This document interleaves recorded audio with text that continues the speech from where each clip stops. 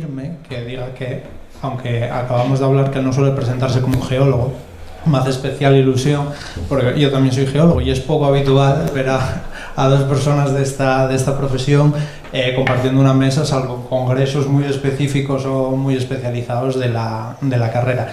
Y además, Jaime, seguramente no te acuerdes, pero la primera vez que yo trabajé, trabajé profesionalmente, ¿no?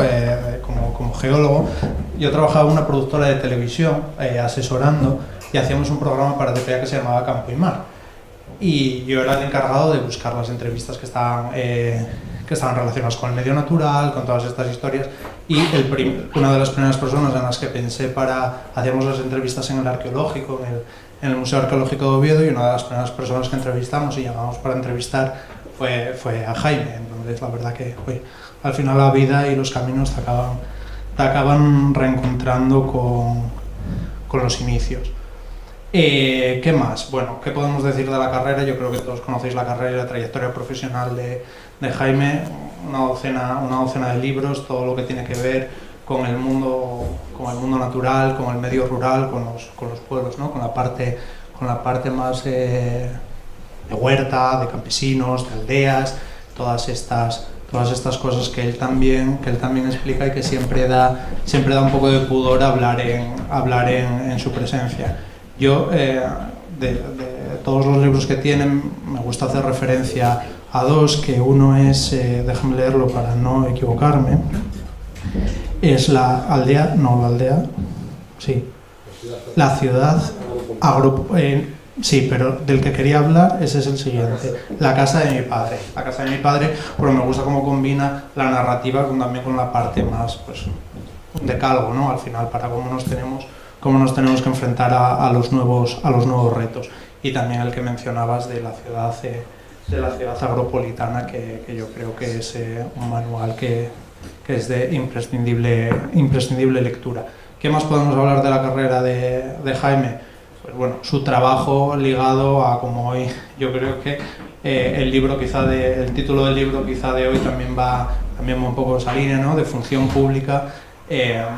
Su carrera también está ligada a la administración pública. La pasada legislatura fue el alto comisionado para el reto demográfico. Yo creo que eso también es significativo de que una persona de reconocido prestigio, que se lleva mucho ahora a decir ese término, porque es imposible afrontar el reto demográfico, la sangría demográfica, dando la espalda al campo, ¿no? Y por eso me hace especial ilusión que se acordaran, ¿no? o que te hicieran ese nombramiento en su momento. ¿Qué más tenemos? Tenemos una serie de premios a lo largo de su carrera que van pues desde premios a la investigación a premio como guionista de una película o de un corto en Córdoba, me parece que había sido el premio, ¿no? Y ya por finalizar, el libro que nos viene a presentar hoy, de función pública, habla de los trabajos, de los artículos, de todo lo que has hecho estos últimos 20 años o más. Tú me dirás cuánto tiempo abarca este libro, el trabajo de toda su carrera, hablando pues de lo que siempre habla, ¿no? Y de lo que habla también del mundo rural, de lo natural, de la conservación, de cómo influye pues, la zona urbana, cómo influye la ciudad en lo rural, cómo al final la constatación de cómo hemos dado la espalda. Yo quiero pensar que poco a poco le vamos dando otra vez la cara, ¿no? Pero cómo a lo largo de las últimas décadas hemos ido dando la espalda al campo y lo perjudicial que ha sido. También, ahora me acuerdo, asesoraste al ministerio, me parece, fuiste asesor del ministerio, y creo que es de esa época cuando tienes un artículo con María Neira Langreana, en la que él hablaba de la salud del entorno rural o del medio natural, y ella hablaba de cómo afectaba a las personas en su salud, ¿no? Y por finalizar, como recordaréis, venimos haciendo en esta última temporada de Cauce, venimos enmarcando las charlas que hacemos en los objetivos de la Agenda 2030, en los objetivos de desarrollo sostenible, que son 17, y yo creo que de este libro podemos decir que prácticamente encajarían los 17 objetivos porque al final a lo largo de su carrera pues ha hablado pues de desarrollo sostenible, de cómo son las ciudades, de pobreza, de igualdad, ha hablado también pues, del agua, de la conservación del medio ambiente, y ha hablado también del no los quiero nombrar mal, acción por el clima, no conservación del medio ambiente, y la acción por el clima, ¿no? Así que nada, creo que me extendí un poco más de lo que quería. Yo, Jaime, te doy la palabra, os agradezco nuevamente que estéis, agradezco también a la persona del ayuntamiento, al conserje del ayuntamiento que nos haya venido a abrir hoy por la tarde la Casa de la Huelga, y lamento también pues, bueno, que no haya tampoco algún representante del ayuntamiento, que siempre viene bien que nos acompañen en estos actos, sobre todo cuando vienen personas. Todas son importantes, ¿no? Pero cuando vienen personas de la talla de Jaime también se agradece. Así que nada, muchas gracias, y Jaime, cuando quieras.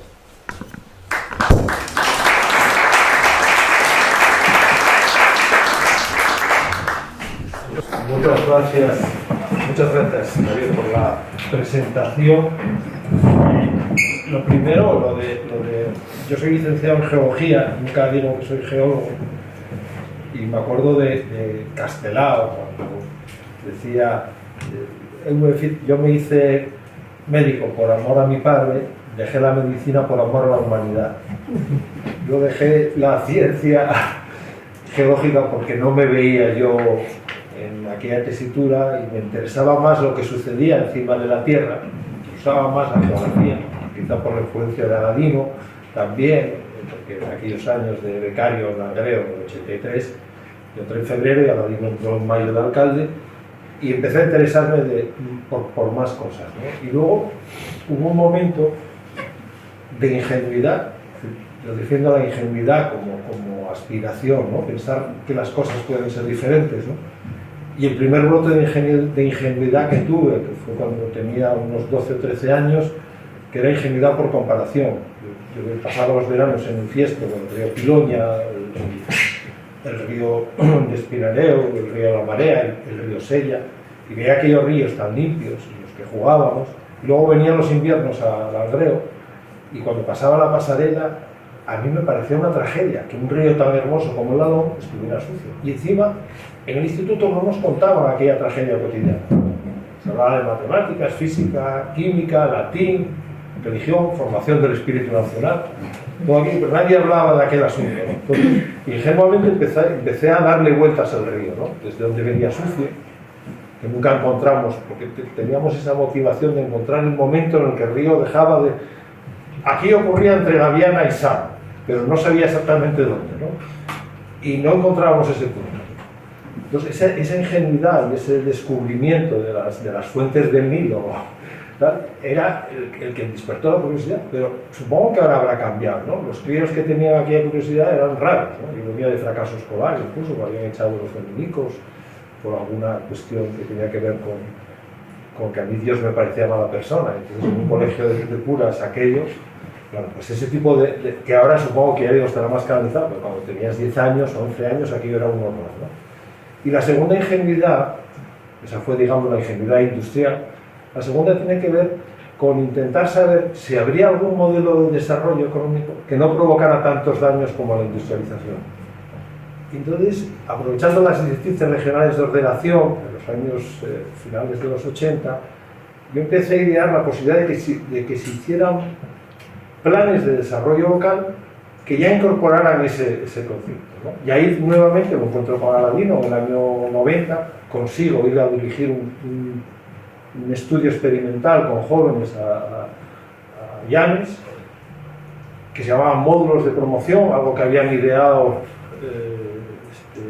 Peridis y Julio Martín Casas, y la idea era trabajar sobre las posibilidades de desarrollo local. Y a mí ya me interesaba ese asunto, ¿no? Y nuevamente coincido con Aladino, que en el departamento estaban trabajando ese asunto, y a partir de ahí el convencimiento inicial como hipótesis de que la conservación de la naturaleza dependía de encontrar el modelo económico pertinente para ese territorio, que aquello era anatema y sigue siendo anatema, ¿no? Pero yo me apunté, si ya me parecía que Dios no era buena persona, la política de conservación de los 80 me la podía pasar por el arco del triunfo, ¿no? Porque me parecía que estaba equivocada. Lo que había conservado era una cierta actividad económica en el territorio, que se había olvidado. Y como consecuencia de eso no encajaba. La conservación no tenía que ver con la paralización. Y a partir de ahí empiezo a tener problemas internos también. Soy funcionario, pero soy buena persona, soy funcionario de medio ambiente y tenía mi crítica interna, ¿no? Y no me empezaba a creer ya muchas cosas. Entonces desarrollé siempre en paralelo algunas aproximaciones diferentes, lo cual me hacía, que desde ahora que me jubilo, me permite hacer una evaluación. Yo tuve una carrera profesional, todo el mundo la tuvo más o menos así, algunos la tienen declinante, yo la tuve así, ¿no? Es decir, tan pronto estaba asesorando a la ministra, como estaba sentado en el departamento de carreteras de no sé qué sitio, como me llamaban para otro sitio, y estaba todo el rato así, ¿no? Pero realmente cuando yo soy peligroso es cuando estoy abajo, porque es cuando tengo tiempo para pensar y para escribir. Cuando estás al lado de un ministro o de un presidente no tienes tiempo nada más que atender. El peligro mío es cuando no soy nadie, ¿no? Y cuando cree la gente que soy alguien, entonces soy totalmente inerte, ¿no? Bueno, os cuento esta aproximación para decir que yo realmente a la geología no le dediqué nada. Y si ahora me preguntaran, por eso no digo nunca que soy geólogo, si me preguntan algo de geología, ¿dónde estaba el precámbrico? Yo no sé si existe el precámbrico, pero supongo que sí, no le habrán cambiado los nombres a las edades de la Tierra, ¿no? Pero no sé nada de ese asunto, ¿no? Bueno, estamos presentando un libro, por cierto trajimos la librería Pacios que nos está atendiendo, por si alguien tiene interés en adquirirlo, que se titula muy gallegamente De función pública. Es un juego de palabras, porque no tiene nada que ver con lo que entendimos por función pública, que es el tema de los funcionarios, y tiene también la confusión de que si uno lo escucha, puede entender de función, todo junto. Pero si uno lo lee, entiende claramente que es un tratado de la función pública o de función pública. ¿Y de qué función pública estamos hablando? Pues de una función pública no reconocida, que es la que hicieron nuestros antepasados antes de que se inventara la revolución industrial. Durante milenios, las ciudades que llevaban su propia evolución tienen lo que se llaman los anales. Es decir, de cualquier ciudad podemos conocer lo que se hizo, quién la fundó, cuáles fueron sus principales hitos, qué sucedió a lo largo del tiempo, y hay un relato de cada ciudad. Pero del campo no hay relato. Del campo no hay relato. No nos han explicado nunca que durante mucho tiempo unos determinados seres humanos fueron los encargados de abastecer y alimentar a la ciudad y muchísimas otras cosas más, pero no sabemos nada de ellos. Tenemos algún conocimiento por la etnografía, por la sociología rural, por la geografía, pero no tenemos consideración sobre la función pública desarrollada por estos seres humanos, ¿no? Por tanto, si no reconocemos esa función, el campo entrará en la defunción. Está dejando de ser funcional.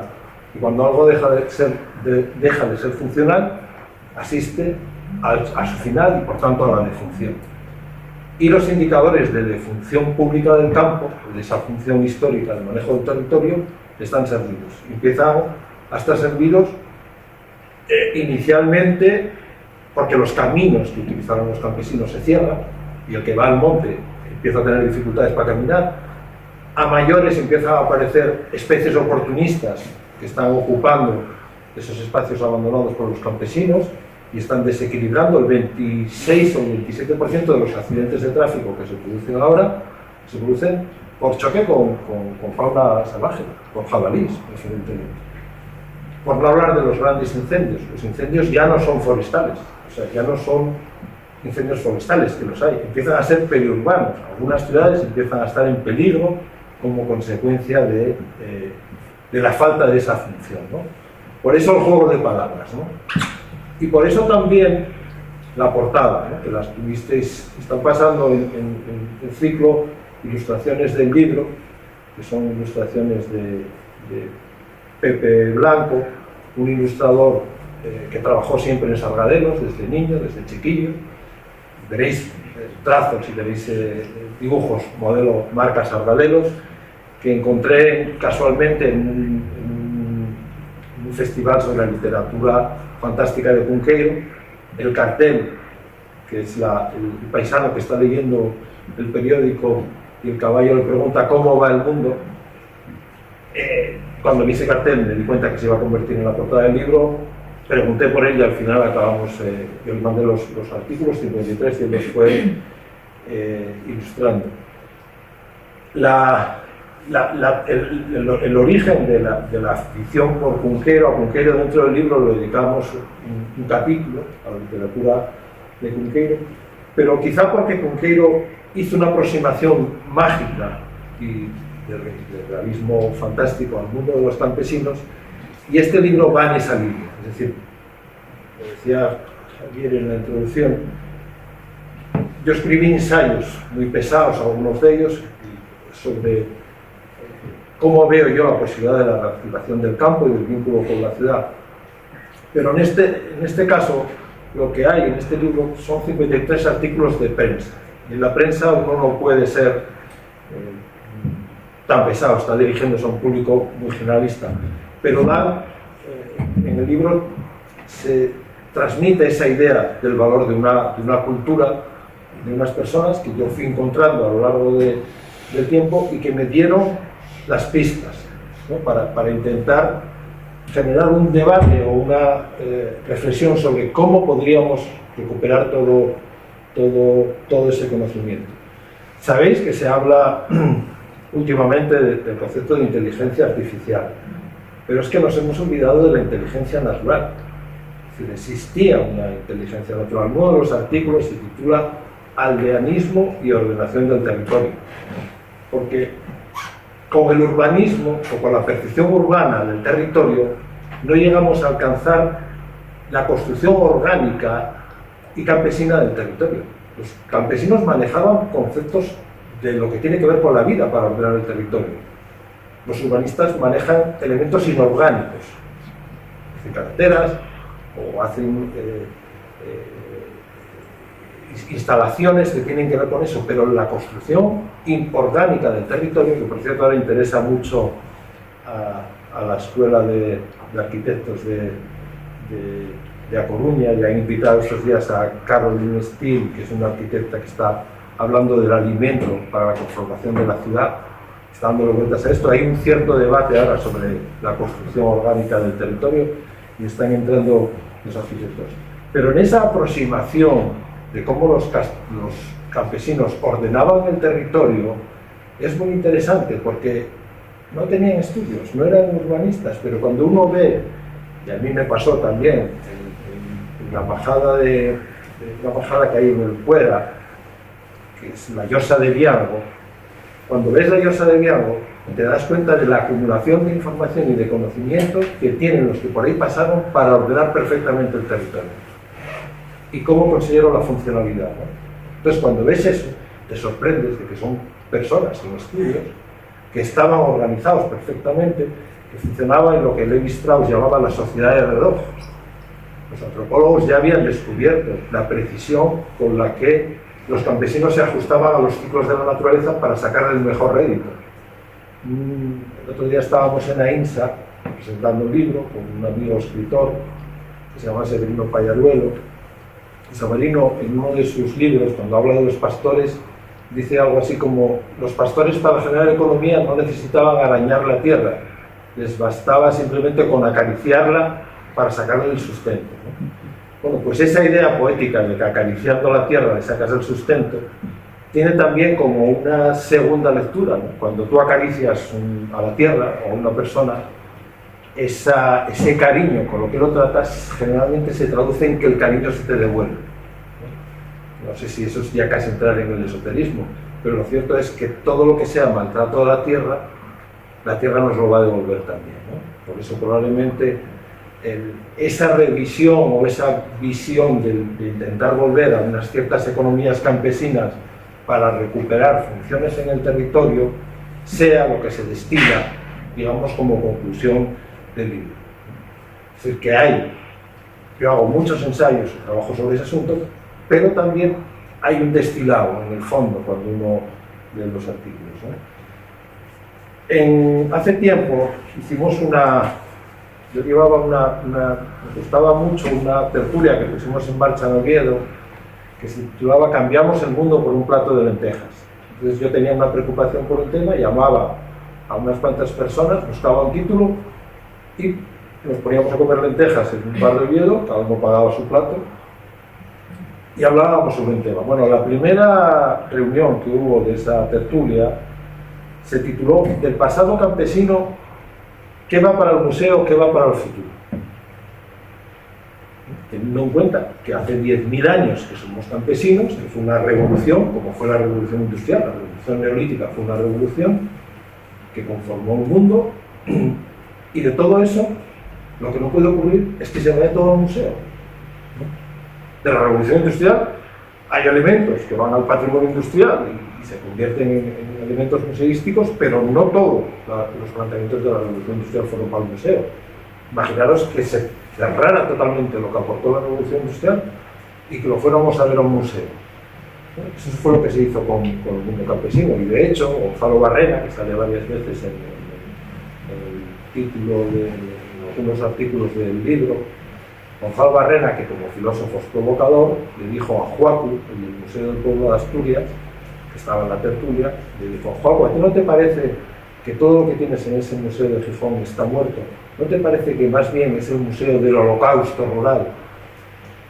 A Juacu, si lo pinchan ahí, no sabe, ¿no? Porque dedicándote toda la vida a la recuperación de los elementos del patrimonio rural que te digan eso, porque realmente la provocación era esa, ¿no? Hay muchos elementos de ese pasado campesino que debimos volver a la vida, ¿no?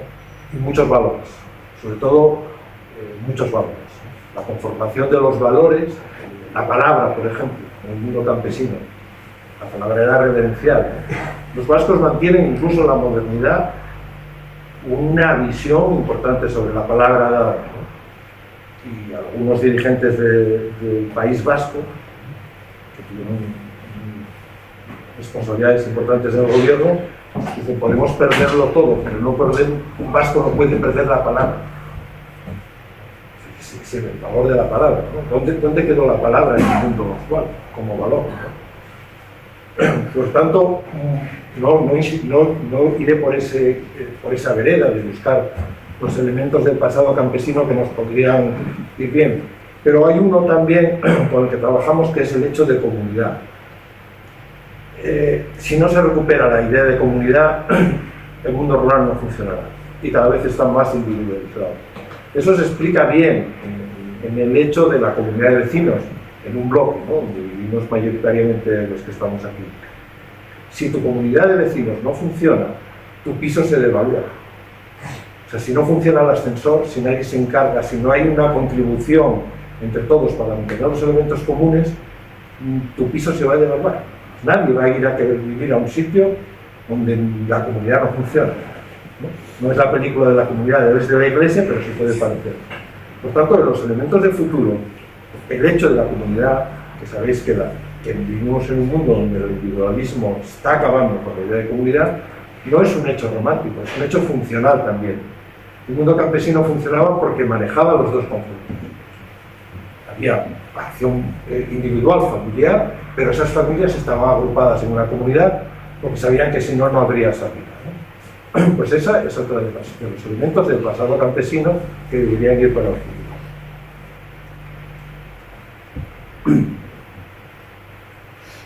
La cuestión de fondo también con respecto a los artículos tiene que ver con que deberíamos aplicarnos en mirar lo de siempre con ojos de nunca, ¿no? Y donde está sucediendo eso están consiguiendo buenos resultados. Ponemos un ejemplo que conocemos todos porque se ha hecho muy famoso y además tuvimos ocasión de estar haciendo una presentación con él en Infiestu, que es el caso de Rodrigo Cuevas, ¿no? Rodrigo Cuevas, que es una persona muy avanzada, basa todo su planteamiento innovador en una búsqueda de elementos del pasado, ¿no? y de la aldea, ¿no? Incluso está viviendo en una aldea y está practicando eso, está haciendo un avance importante, pero no hace otra cosa que revisar los elementos del pasado. Y este es una de las principales reivindicaciones. Necesitamos reivindicar la visión del pasado para construir un futuro para el medio rural, porque, y ese es un trabajo que hicimos en su momento con SADE, cuando intentábamos identificar las diferentes ruralidades de Asturias, llegamos a la conclusión de que casi el 80% del territorio asturiano solo puede manejarse en clave de economía campesina del futuro.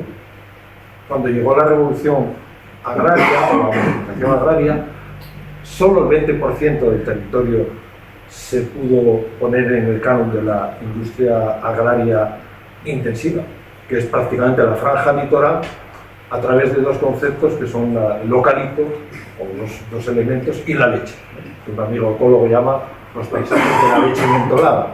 Es decir, eso solo ocupa el 20% de la superficie nacional. Hay un porcentaje importante también que podríamos destinar a agriculturas de proximidad que alimentaban la ciudad.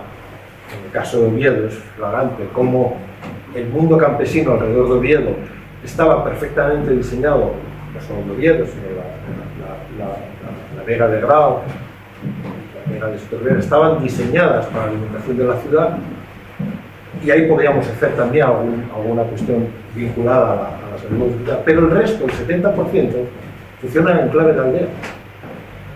Y para ese 70% no tenemos más política que la de la que tenemos básicamente una política llamada de conservación de la naturaleza y un intento de que si te tienen que modernizar, tienen que ser por la vía de la copia de los procesos industriales. No tenemos una economía que podría encajar en la idea que comentaba, la idea de una economía campesina del futuro, ¿no? Probablemente tenga más futuro si se vuelven a la casería que si intentan hacer una explotación agraria e industrial. Pero bueno, ese digamos que es el contexto político de fondo que hay alrededor de los artículos, ¿no? Pero bueno, vamos a hablar del libro, porque yo como Paco Umbral venía a hablar del libro, no de los contextos aproximados al libro. La portada, que como digo es un cuento de Cunqueiro que se titula El caballo de Alberto Merlo, refleja exactamente la primera escena, ¿no?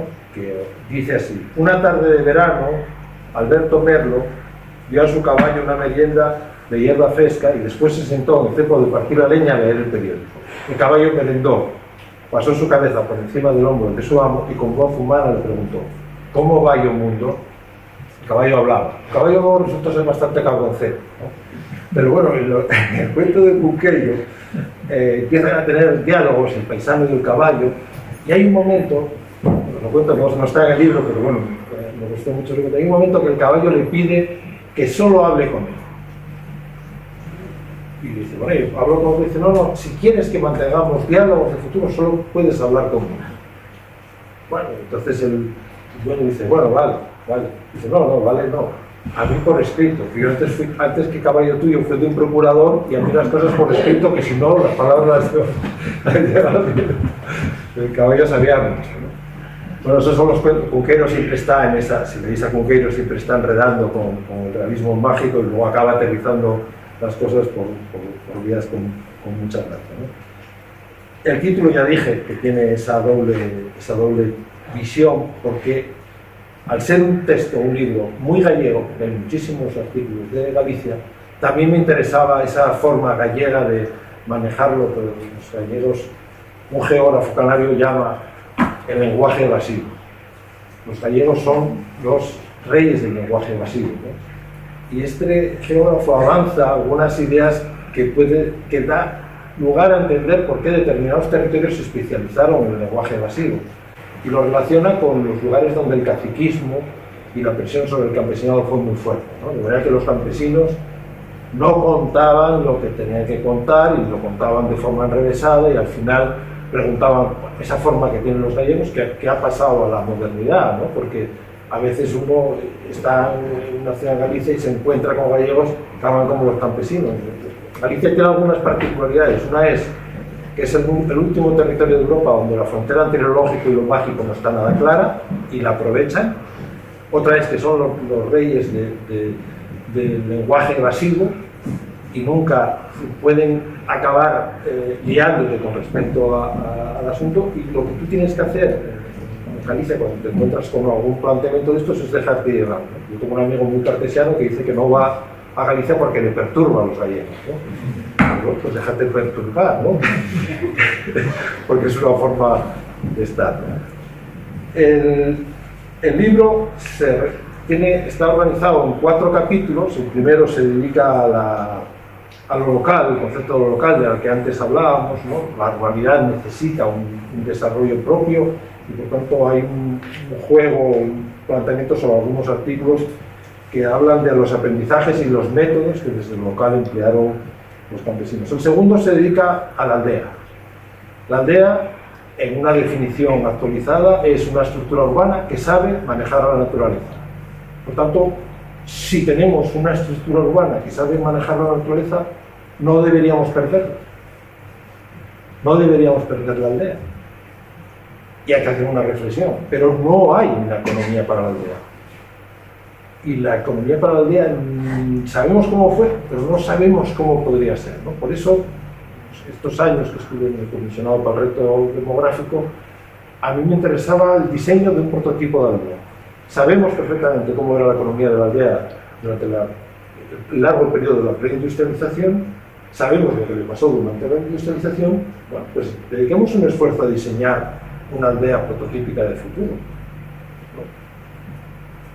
No es descabellado, una aldea que maneje el sistema agroalimentario local, el sistema ecológico local, para evitar incendios y para sacar producciones muy interesantes de mucho valor, que serán siempre muy diversas, pero tendrán mucho valor, que lo que tenemos calculado es que podría funcionar casi en términos de autonomía energética, podría funcionar como una autonomía energética muy elevada, podría ser un lugar confortable para vivir, y encima tiene la posibilidad de comunicarse con todo el mundo, porque tiene algo que no había tenido nunca, la red de internet. Por lo tanto, no es descabellado, ¿no? E incluso yo, no está en esta colección de artículos, pero yo en su momento escribí algo a favor de la NASA aldeana, es decir, que la NASA deje de explorar ir a Marte, que Marte hace un calor horroroso, lo peor que sería en agosto, y que veamos la posibilidad de si podemos hacer un cierto regreso de la vida de la ciudad a la vida de la aldea. Tiene mucho más interés volver a la aldea que ir a Marte. Pero eso, en los planteamientos del capitalismo y el turbocapitalismo en el que estamos y tal, no hay un pensamiento sobre ese tipo de cosas, ¿no? Por eso a mí me interesaba mucho. Galicia estaba en ese tema y Portugal también. Los portugueses. Por lo tanto, hicimos algunas cosas con ellos y yo creo que habría que seguir en ese intento del diseño de una aldea de futuro, ¿no? Para recuperar precisamente todo el capital patrimonial y todo el conocimiento de los campesinos, ¿no? El tercer capítulo es una especie de cajón desastre, ¿no? De algunos artículos que, bueno, colateralmente podrían encajar en la idea de este diseño de un campo funcional. Y el último se dedica al inspirador Álvaro Cunqueiro, que tiene en su epitafio, no sé si lo visteis si vais a Mondoñedo y acercaros al cementerio viejo de Mondoñedo, que está en la propio casco de la villa, y buscar la tumba de Cunqueiro, que tiene un epitafio que dice: aquí yace alguien que quiso regalar a Galicia 1000 primaveras más.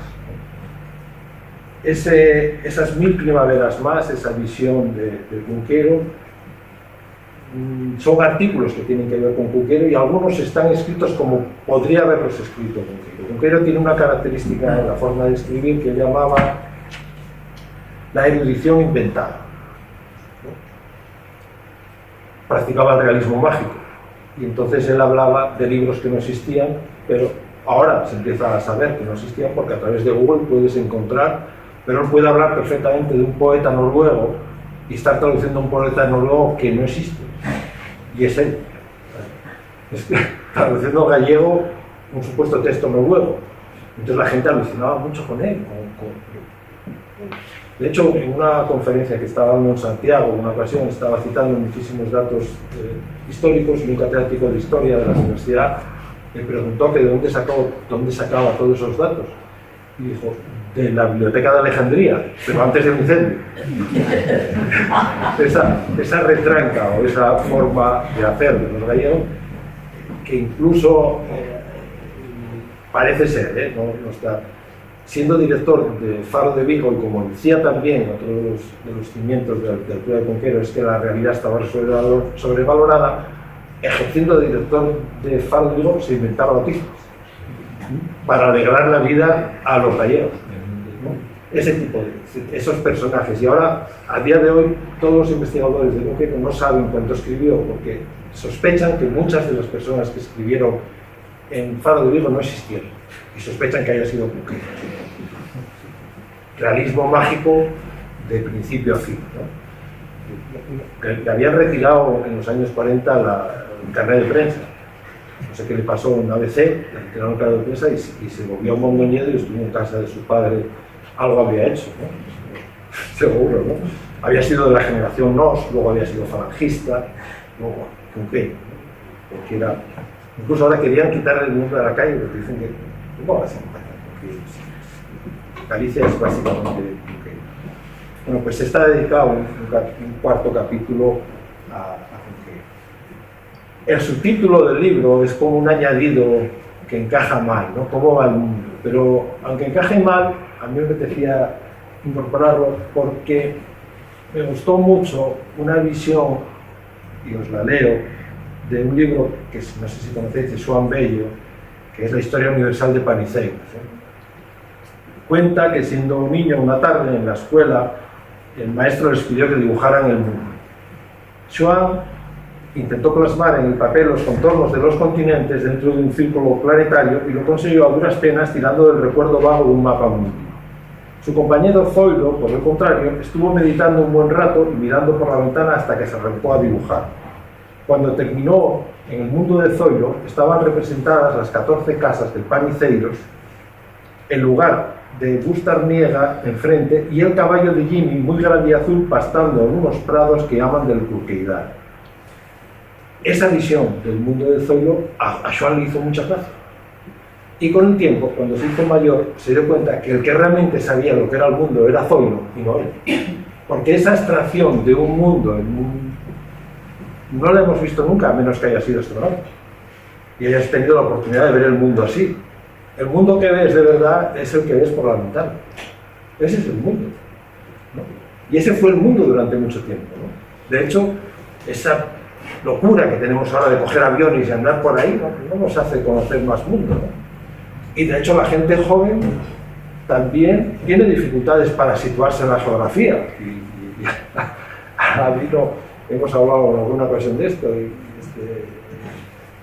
cuenta Robert Graves que se estableció en el año 29 en Mallorca, y hay un artículo dedicado a la educación de los hijos de Robert Graves, que en una ocasión, estando en Londres, había dos chicas en el autobús hablando de las vacaciones. Y una dijo, ¿dónde te fuiste de vacaciones? Y dijo, a Mallorca. Entonces Robert Graves, que venía de Mallorca y tenía su casa ahí todavía, puso la oreja y le dijo la otra, ¿y dónde está eso? Dice, no sé, fui en avión y tiene playa.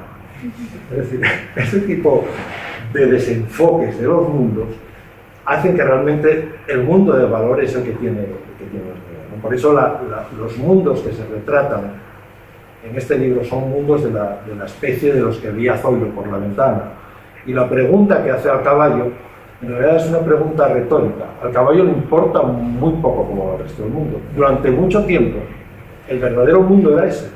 Y luego leías algo en el periódico a ver qué pasaba por fuera, porque no tenías televisión, ni te enterabas, ¿no? Y realmente el mundo de verdad era el mundo en esa escala, ¿no? Donde pues, un porcentaje altísimo de población apenas se separaba 40 o 50 kilómetros del lugar donde había nacido, ¿no? Y eso era el mundo hasta hace relativamente poco, ¿no? Os voy a leer, si os parece, algunos, no desarrollar todos los relatos para no hacer spoiler, pero algunos relatos que pueden tener cierto interés, que conozcáis o que os pique la curiosidad si tenéis interés de seguir leyendo, ¿no? Uno que se titula Lo más natural, que está en la página 71, y que dice así: Alba, la recepcionista que nos atiende en un hotel de Cangas del Morrazo, lo tiene claro. Qué raro que una gallega de golpe lo tenga claro. Le pregunto que si solo pudiese visitar una de las islas Ons o Cies, ¿cuál me recomendaría? No duda y responde: hombre, Ons es más natural, vive gente.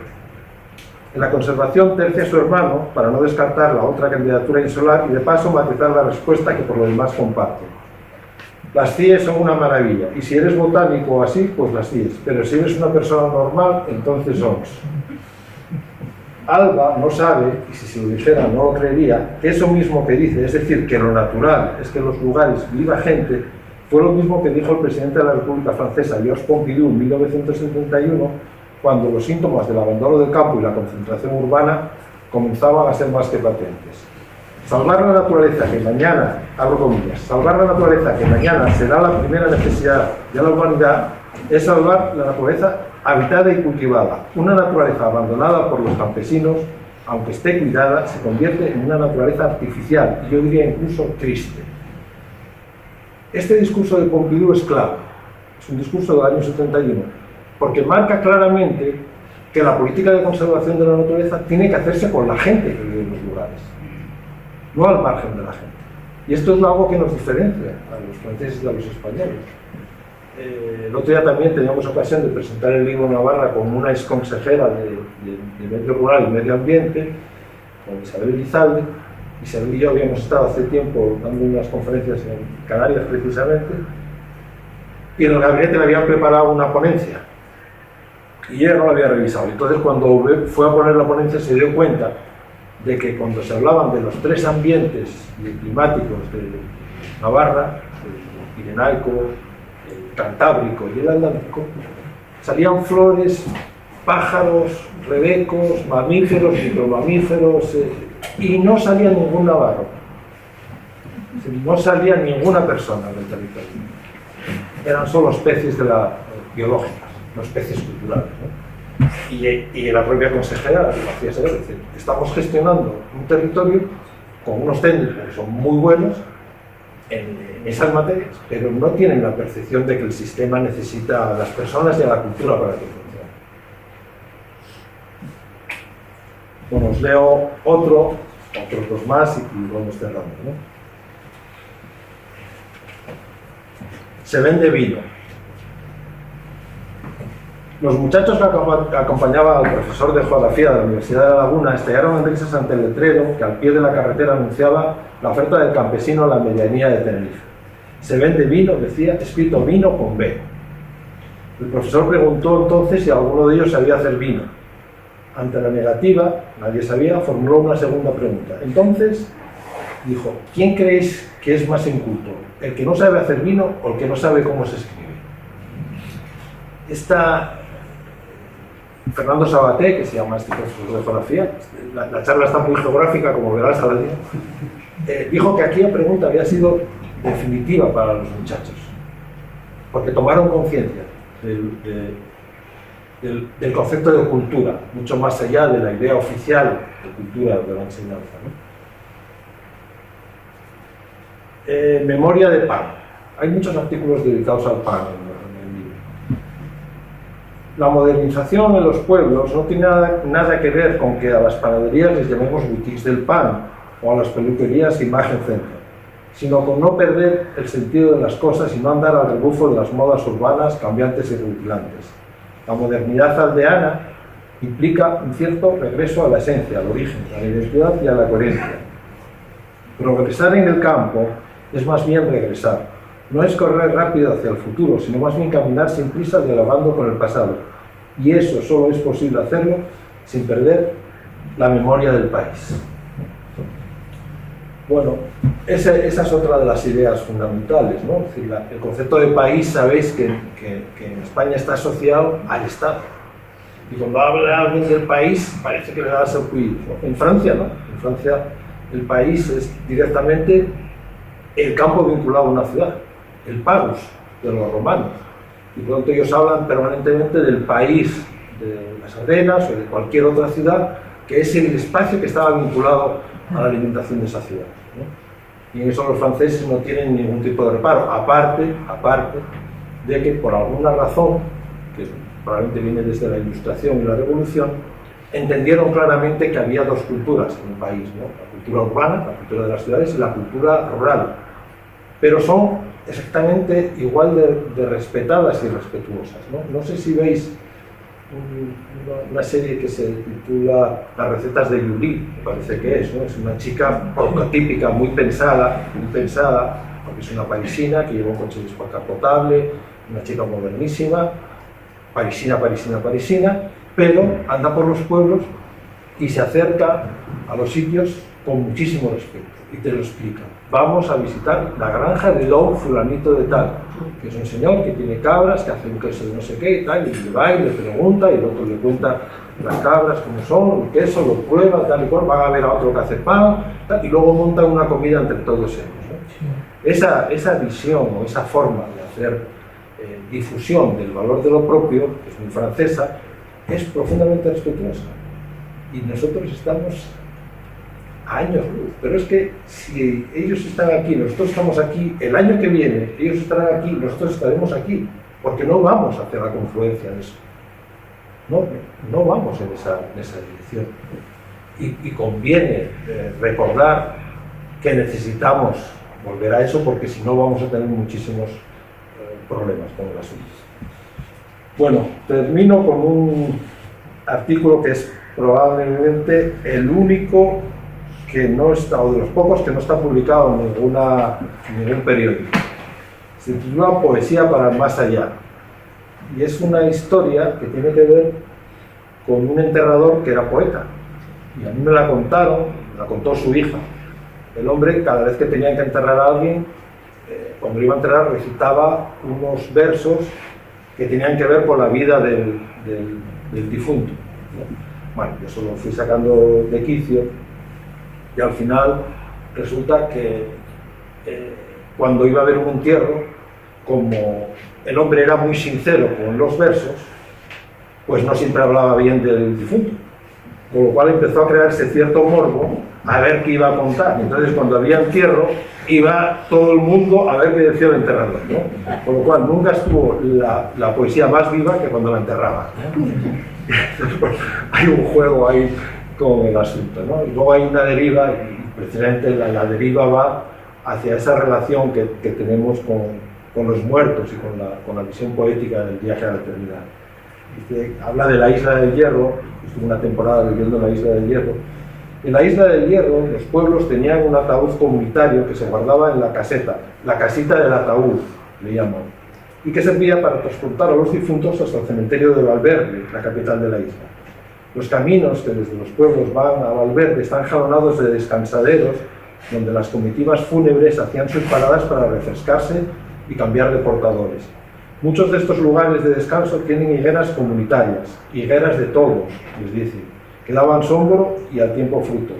A sus pies hay también cruces de madera con sus brazos cargados de piedrecitas que recuerdan el alma de los que por allí transitaron camino de la eternidad. No conozco piedras más poéticas, evocadoras y sentidas que aquellos guijarros de la Pilli que en el Hierro dicen de picón. Bueno, termino ya con dos apuntes. Uno tiene que ver con la edición. El libro en sí mismo, como artefacto, es una maravilla, ¿no? Y eso es obra del editor, de Benito de Caracas, que yo le había pedido que viniera a presentar el libro, pero Benito, que lleva editando, ni se sabe, jamás fue a presentar ningún libro. Y yo le dije que tenía que... Lo que pasa es que le salió un viaje a Madrid. Yo no sé si escapó a Madrid para no hacer la presentación, ¿no? Porque es un tímido, muy tímido y no quiere. Le digo, por favor, tienes que venir a alguna presentación, ¿no? Pero él es primoroso, ¿no? con la forma de editar. El libro, ya digo, que es una maravilla. El papel que ha utilizado, que parece casi de Biblia, ¿no? Y luego hay una consideración también con respecto al hecho de publicar en los periódicos, ¿no? Y a mí me pasó leyendo una recopilación de artículos de Cunqueiro, precisamente, a Reino de Achuva, que era una recopilación que había hecho el Progreso de Lugo, y yo cuando leí aquello, aquellas maravillas de aquellos artículos, yo pensaba, un artículo de abril del 65, pensaba que al día siguiente aquella maravilla de la literatura iba a servir para envolver pescado o un bocadillo para poner en el suelo, ¿no? Y eso hizo que yo, a partir de ahora, cuando tengo que utilizar un papel viejo de periódico, miro a ver quién escribe, ¿no? Porque si está Millás, no se me ocurre. O otra cosa, ¿no? Bueno, las páginas estas de política últimamente dan mucho juego para ponerlas en cualquier sitio, ¿no? Pero lo miro bien, ¿no? Porque no quiero hacer ese sacrilegio, ¿no? De poner en el suelo una obra de arte o literatura. En cualquier caso, cuando, como ocurre, no porque sean obras de arte o literatura, sino porque están rescatadas de los periódicos, se convierten en un libro, pues digamos que se dignifica eso que tú escribiste y que era muy efímero, ¿no? Y en cierto sentido pasa como aquello que se decía, que no encontré quién lo dijo, pero me parece muy interesante, que definía el queso como la forma que busca la leche para hacerse inmortal. Pues la forma para hacerse inmortal desde un periódico es que se convierta, como en este caso, en libro, ¿no? Bueno, pues, eso es lo que os quería decir y espero que si lo leáis disfrutéis de estos artículos. Muchas gracias.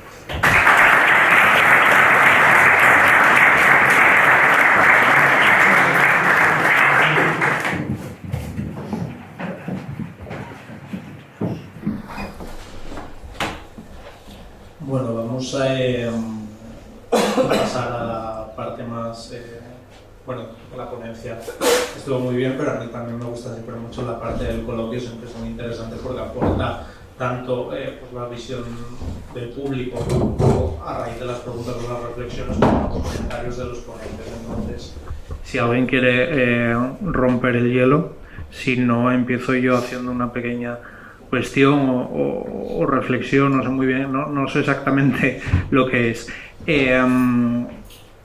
Pero me gustaría saber tu opinión acerca del punto o tu punto de vista acerca de lo que pasó después de la pandemia. Después de la pandemia, muchas personas, o durante la pandemia y después, muchas personas que vivían en la ciudad, que habían vivido toda su vida y habían crecido toda su vida de espaldas a lo rural, decidieron que era un buen momento en volver, o era un buen momento para volver a la zona rural, para volver a los pueblos, para volver al sitio donde habían crecido sus padres, etcétera, etcétera.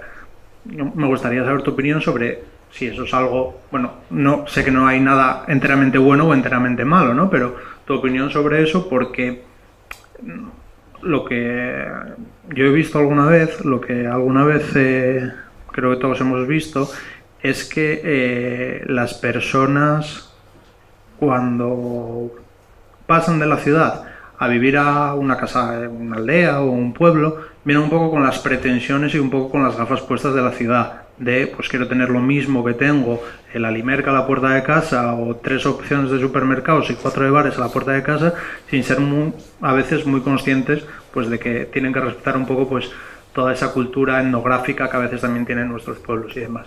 Entonces, bueno, un poco quería saber un poco tu opinión a ese respecto mientras la gente va calentando a ver qué te comentan.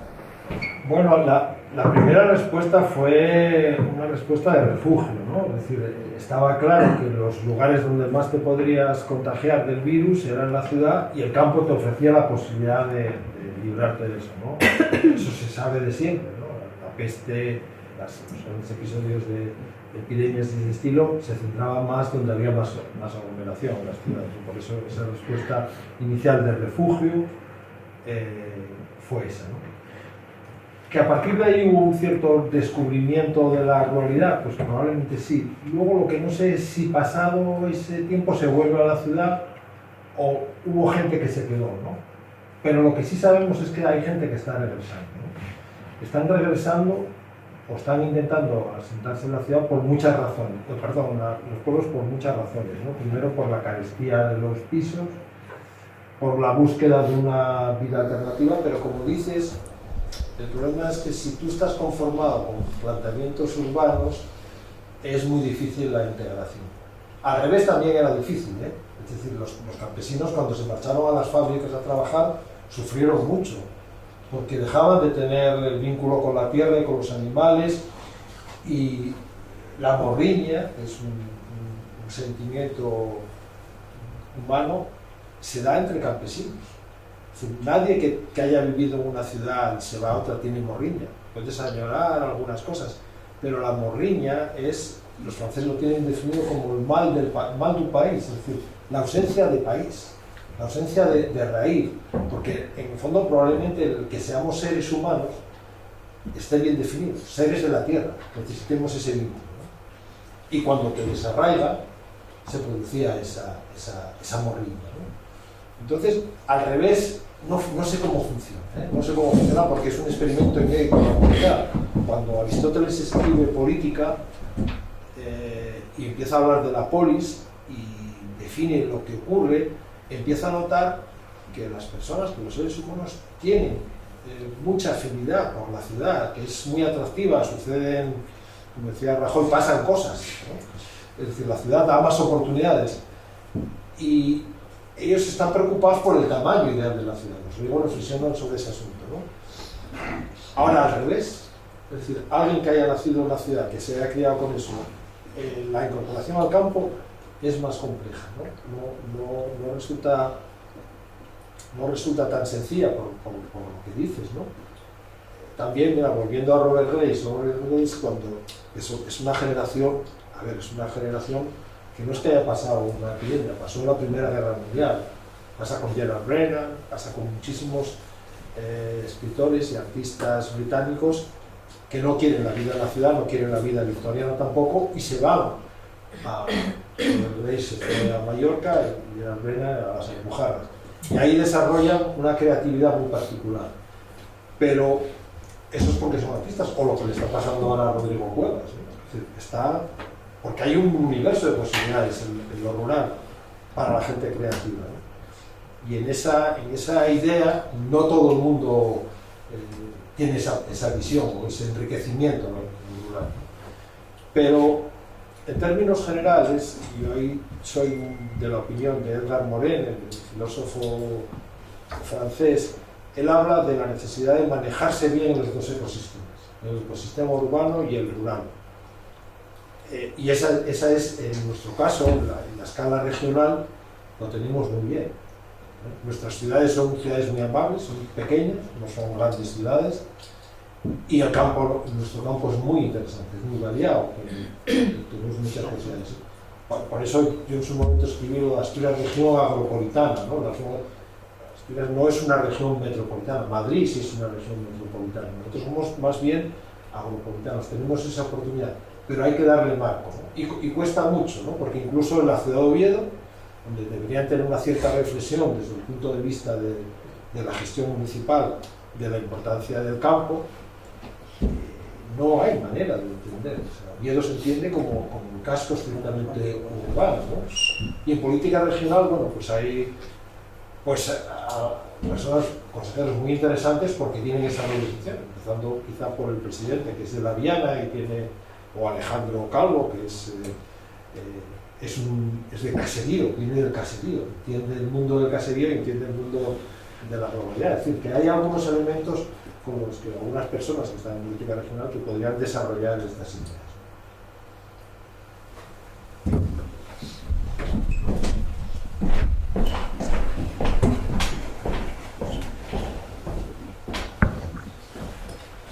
Jaime, hiciste una reflexión interesante antes sobre lo que hablabas de Navarra, de que cuando se miraban los ecosistemas no se hablaba de las personas. Presenta el hilo de lo que acabas de decir del ecosistema urbano y el ecosistema rural. ¿No tienes la sensación, por lo menos esa que tengo yo como persona que se educó en esos temas en los años 80, de que la acción humana siempre se ve un poco como una especie de elemento ajeno a los ecosistemas, cuando realmente el ser humano forma parte de un ecosistema global y que la acción de los seres humanos en los ecosistemas está vista como una cosa, como una especie de intrusión? Casi llega la cosa, no te da la sensación de que, en general, la visión general del ecosistema es que es una cosa separada de la acción humana? Y te lo comento porque hablabas ahora del ecosistema urbano y el ecosistema rural. Parece siempre que cuando se hablaba del ecosistema urbano siempre había un elemento, digamos, disruptivo, aberración, como diciendo, siempre se ponía el tema de la contaminación, de que el ser humano estorbaba, cuando realmente es un elemento más. Y dicho esto, ¿no crees que presente en el mundo educativo hay una separación entre lo natural y lo social, cuando realmente todo tiene que acabar siendo una confluencia porque nos va en ello la vida? Totalmente de acuerdo, porque quizá es decir, y el origen de los parques nacionales que se vincula al Marqués de Villaviciosa, la figura es muy interesante de estudiar, porque realmente lo que hacía el Marqués de Villaviciosa, que estaba casado con Jacqueline Rilou y estaba en la fábrica de Mieres, era intentar generar unos espacios donde estuviera la naturaleza original y virginal, porque ya sabía que la industrialización la iba a destruir. Entonces ellos pensaban que el mundo podría funcionar así, ¿no? Lo que no sabía, porque al Marqués no se le entraba en la cabeza, era entender que lo que acabas de decir tú, lo que estaba declarando Parque Nacional era el espacio de intervención de una cultura de pastores que llevaban 5.000 años manejando territorio. Y por tanto, si a los 5.000 años estaba en condiciones de ser declarado Parque Nacional, algún valor tendría aquella activación, ¿no? Esto el Marqués no lo entendió. Lo entendieron en la República, en la Segunda República. Lo entendieron en la Segunda República porque no declararon ningún parque nacional de esa naturaleza, ajeno a la cultura y a las comunidades campesinas que habitaban. No declararon un parque nacional, y eso creó un conflicto, porque incluso la ventaja desde el punto de vista político es que los que defendían una intervención o una integración de las comunidades humanas en la naturaleza eran incluso los de la CELA, es decir, las derechas, ¿no?, de la rectificación de la República, en el 33. Hernández Pacheco discutía con el Marqués de ese asunto.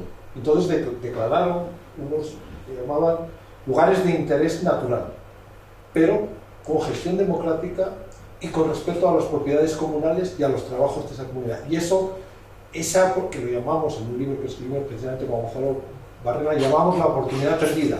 Porque en ese momento nosotros estábamos 30 años por delante de lo que Pompidou iba a decir en el 71. Estábamos diciendo eso. Y llega el 36 y pasa lo que pasa, y en los finales de los 60, cuando aparece el ICONA y aparecen las teorías de conservación, rescatan íntegramente el pensamiento del Marqués. Pero tienen que hacerlo encajar con el nacionalcatolicismo. Entonces montan una teoría de conservación que se convierte en algo abominable, ¿no? Dicen cosas como: el Señor en su magnanimidad creó estos espacios para el solaz del hombre de la ciudad. La niebla, cual incienso en el altar, sube tal.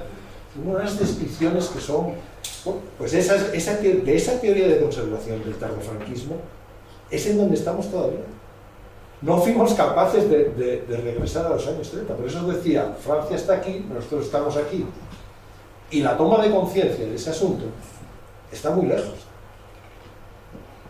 Está muy lejos de que entendamos lo que nos pasó.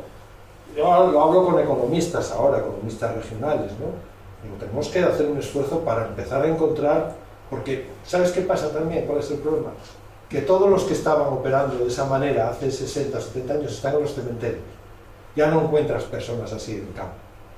Y sus hijos y sus nietos ya están en a ver si he hecho más vacas al monte, y ya no están en los códigos campesinos, están en otra cosa. Y eso nos dificulta también la acción, porque no toman conciencia de lo que podrían ser, ¿no? Y prefieren seguir por esa visión, ¿no? Por eso se produce el choque. Hay un choque porque no somos capaces de enlazar con la cultura de los territorios y de las economías pertinentes.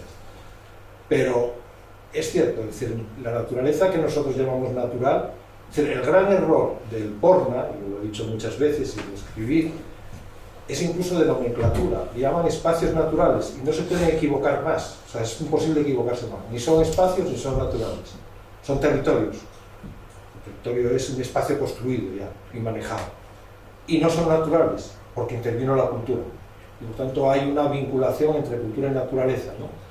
Por lo tanto, si en lugar de llamarles espacios naturales les hubiéramos llamado territorios de naturaleza campesina en vías de extinción, hubiéramos puesto la atención sobre los hechos diferenciales de la naturaleza económica que permitían que la naturaleza siguiera renovándose y funcionando, porque estos básicamente vivían de las rentas que producía el capital natural, no del capital natural, ¿no?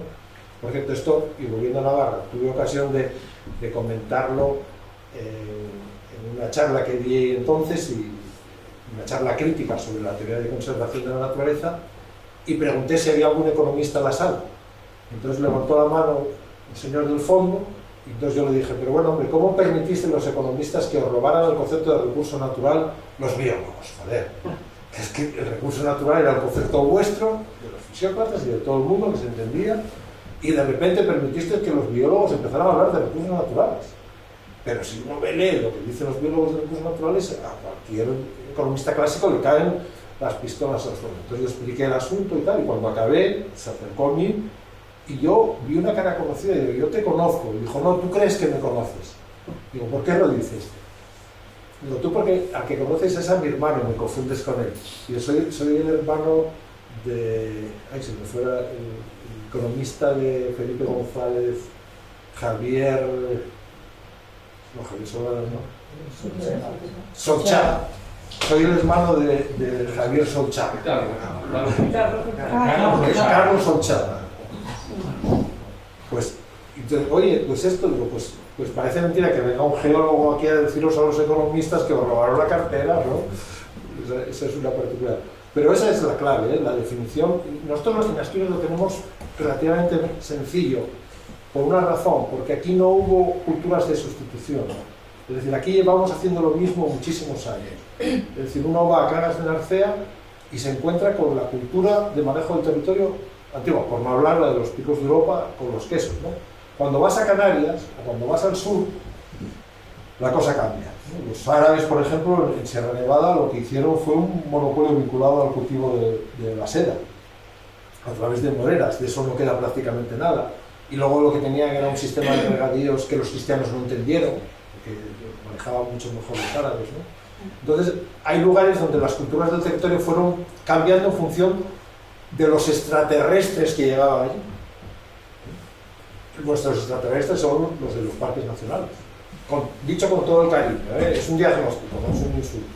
Es decir, hay que decirle yo le propondría a la Academia de la Lengua que hiciera una definición de extraterrestre y dijera extraterrestre con mayúscula, probablemente los que vivan fuera de la Tierra.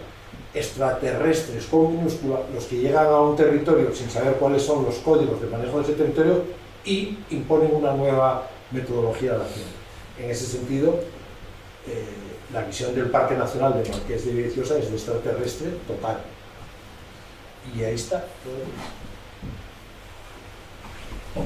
Yo estas cosas las dije siempre, pero ahora que estoy jubilado, con más razón. Sí.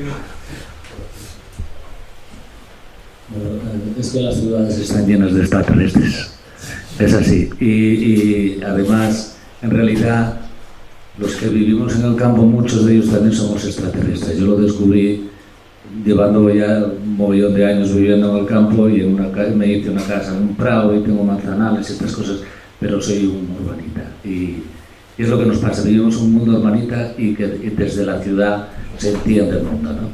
Bueno, pero de todas maneras, conozco tu visión de estas cosas desde hace años, me parece muy acertada y muy solitaria, ¿no? En general. Pero una cosa echo de menos, ¿no? Que de lo que todo esto que estás hablando lo enmarcas concretamente en estos territorios que tú has conocido y tal, y principalmente en Asturias, pero no lo relacionas nada, o a lo mejor fue cosa de hoy, con esto que preocupa tantísimo hoy en día, que es lo global, ¿no? Digamos, pues, desde lo que es el calentamiento global, desde lo que es la desertización, los problemas de agua a nivel general, y bueno, y todos estos que tú conocerás perfectamente, ¿no? El deshielo de los polos y lo que todo puede suponer en cuanto al clima, y yo creo que es muy relacionable, ¿no? Totalmente. Mira, las dos cosas que dijiste, es verdad que ya no somos de los nuestros, es decir, ahora hemos ido al campo, pero ya no somos de los que fueron en su momento, no hay un seguimiento, ¿no? No hemos sido capaces de encontrar la ligazón para enlazar con esa cultura mejorándola, ¿no? Entonces aparece que, es cierto que aparecen en el campo, que no es tu caso, aparecen personas muy extrañas, ¿no? Es decir, aparecen porque la explosión de la ciudad, como en toda explosión, lo que hace es mandar al campo fragmentos de metralla. Entonces lo que encuentras muchas veces en el campo son fragmentos urbanos, ¿no? Urbanizaciones o comportamientos, la televisión ha influido en todo eso, por tanto ya hay cada vez menos reflexión sobre la capacidad local del campo, ¿no? Eso se pierde y habría que recuperarlo. Y eso está enlazado con lo que acabas de plantear. El problema del cambio climático tiene que ver con los modos industriales de producción. Y no hay solución. Es decir, no hay solución inmediata, a menos... Es que ahora en Canarias tuvimos este debate, ¿no? Y se hablaba de los modelos, pero es que los modelos dentro de 5 años se revisan, ¿no? Entonces, cuando se revisan los modelos, dice, bueno, se habla de, no, el peor de los escenarios, entonces a los 5 años dicen, bueno, no, ya estamos en el peor de los escenarios que habíamos definido para tal, y lo vuelven a definir, ¿no? Es como si estuviéramos cayendo desde un avión sin paracaídas y lo que tuviéramos fuera un altímetro. ¿Sabes? A la velocidad que bajas para pegarla, ¿no? Pero no encontramos solución. Y luego los dos discursos, que estaban los economistas en la sala planteando, que no es una cuestión de ligeras reformas, es una cuestión de cambio radical, y no hay nadie dispuesto a avanzar en el cambio radical. Es decir, que estamos metidos en una gatera, ¿no? Afortunadamente los que estamos aquí por razones de edad probablemente no suframos mucho las consecuencias, pero yo no veo no tengo demasiada esperanza en una solución a la cuestión del cambio climático por una cuestión tecnológica, ¿no? Que parece que son las soluciones que se están buscando, ¿no? Los coches eléctricos, los generadores, estos eólicos. Pero es que las reducciones de consumo de energía tienen que ser extraordinarias para poder... y ahí no están dispuestos. Entonces los discursos políticos son crecemos el 3% y el que crece el 2,5% se ríen de él, y todo el mundo quiere crecer el 3,5%, y luego te hablan de las medidas para el cambio climático, ¿no? Y esto no va así. Es decir, las relaciones que hay entre crecimiento económico y producción de gases de efecto invernadero van a la par. Entonces no encontramos el mecanismo que nos permitiera venir. Esto que estamos planteando entra dentro de las posibles soluciones, ¿no? Volver a sistemas locales, pero estamos tan lejos de generar ese modelo que probablemente los cambios negativos vayan más rápido que nuestras posibilidades de aterrizar esta idea. Yo soy, bueno, hoy tengo un día pesimista, hay otros días que estoy más animado, pero hoy me toca el pesimista, ¿no? No tengo nada claro, ¿no? Y lo conté también en Canarias, me acordaba de una historia que me contaron, que no sé si será cierta o no, pero yo lo doy por cierta. Un tipo que pesaba 150 kilos, ¿no? Y su mujer, ya alarmada con lo gordísimo que estaba y un poco de su cuidado, llegó al médico, hicieron una analítica y pues, todos los parámetros disparados, ¿no? Y el médico se puso muy nervioso y entonces le dijo, bueno, mira, vas a tener que tomar esto. Puso una dieta de 1000 calorías, 2 hojas de lechuga, por la mañana un té, una pechuga de pollo a la plancha, solo agua, y dentro de 15 días ven a verlo. A los 15 días fue a verlo, lo pesaron y pesaba más todavía. Y entonces le dijo, pero usted siguió esta recomendación. Dijo, sí, lo que usted me recetó, yo lo tomé. Dice, ¿pero cómo lo tomó? Dice, bueno, yo comí lo de siempre y luego lo que me recetó. Es decir, esta idea de que podemos seguir haciendo lo que estamos haciendo y a la vez encontrar soluciones para el cambio climático no va a ser eso. Pero no hay nadie que lo diga con tanta claridad, ¿no? Porque asusta, ¿no? La realidad asusta, ¿no? Cada año tenemos más concentración de CO2.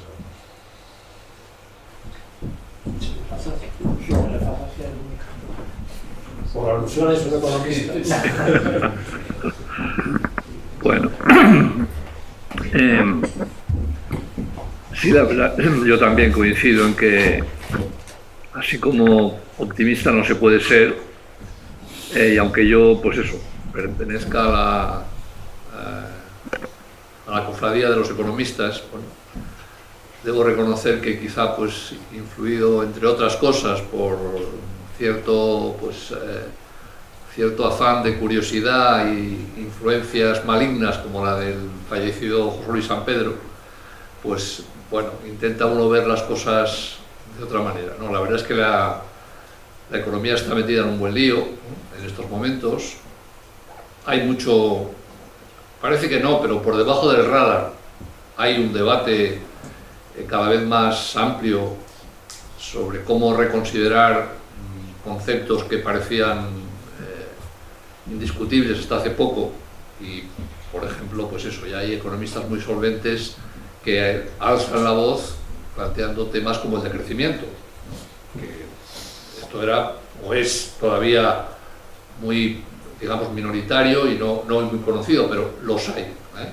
En la economía ya hay gente que está en centros de investigación, en universidades, está, pues eso, posicionándose sobre lo que es algo que parece evidente, y es que el crecimiento infinito pues no casa bien con un planeta finito, ¿no? Y hace, pues eso, muchas décadas algún economista que lo intentó llevar a la corriente principal, como fue el rumano George Skurrogen, pues fue apartado, ¿no? Estaba en Harvard incluso, y fue apartado por el atropello de la corriente principal que, bueno, que encabezaba, entre otros, los amos, ¿no? Pero la verdad es que los hechos son muy tozudos, ¿no? Los hechos son muy tozudos, y los hechos y digamos, la aparición de gente que no se conforma con las visiones más convencionales, porque no se casan con los hechos, pues está haciendo que, aunque todavía de manera muy marginal, pero ya en la academia se empiezan a oír voces que replantean los modelos de crecimiento, más bien hablando de poscrecimiento o de crecimiento. Pero es un poco lo que dice Jaime, claro. Es muy difícil que todavía eso no ha traspasado los círculos de la gente que lo está investigando con más profundidad y en mi opinión, con más sabiduría, para acomodarse a lo que nos dice la realidad, que al fin y al cabo cualquier científico lo que hace es confrontar sus ideas con lo que pasa en el mundo en el que viven. Entonces, hoy por hoy, eso no ha traspasado esa barrera que hace que unas ideas se conviertan en dominantes, que cambien el paradigma. Pero, bueno, posiblemente es verdad que los que estamos aquí tenemos ya una edad, y no sé qué veremos, ¿no? Pero la gente joven es muy consciente de que el mundo que heredan no tiene mucho más recorrido, y yo en ese sentido, bueno, pues creo que ahí están ejemplos de científicos muy jóvenes y no tan jóvenes algunos, ¿no?, que plantean, pues eso, una rebelión contra hechos que nos llevan a un estrelladero. Bueno, todo eso encaja con lo que Jaime comentaba también, ¿no? Es decir, bueno, pues la idea de comunidad, la idea de recorridos cortos en la producción, todo eso hace que tengamos necesariamente que reconsiderar nuestra relación con la naturaleza y con el territorio si queremos ver algún tipo de luz al final del camino, ¿no?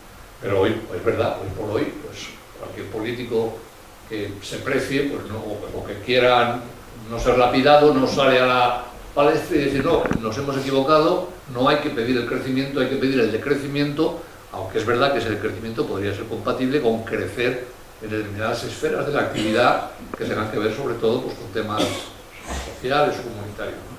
Pero estamos ahí, y la verdad es que pues, no se puede, yo no puedo ser tampoco muy optimista hoy por hoy, ¿no? Aunque es verdad, insisto, que aprecio la labor de científicos sociales, entre ellos economistas, que están un poco pues eso, llamando la atención y levantando la voz y elaborando conceptos. Pues en Galicia hay un polo de crecimiento en la Universidad de Vigo, en fin, hay sitios donde esto empieza a estructurarse.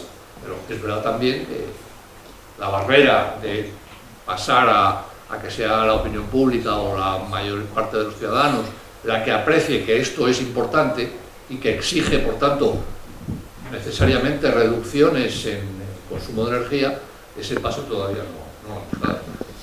Lo que ocurre es que, perdón que intervenga, es que la palabra de crecimiento se asocia a crisis, a pobreza,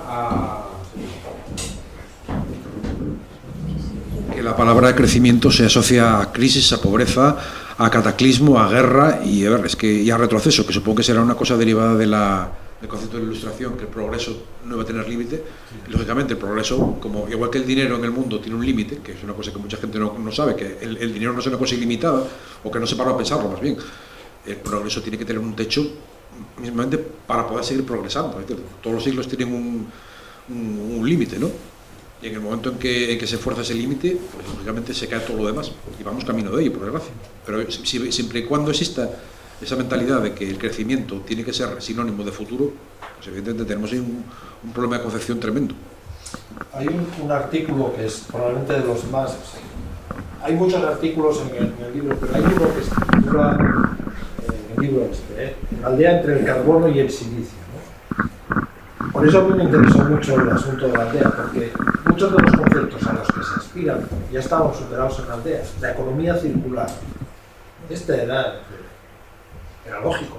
Tú al final del ciclo agrario tenías que devolver fertilidad a la tierra para que siguiera funcionando. Entonces, la retención del carbono en el suelo.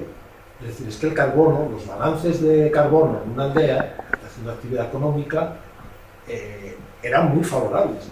Porque el carbono es un elemento fundamental para el desarrollo de las plantas y el suelo. Por tanto, tú retenías carbono en el suelo y los balances eran muy positivos. Es cierto que ellos no manejaban las biosferas fósiles, manejaban solo energía renovable, la energía básicamente física y la energía de...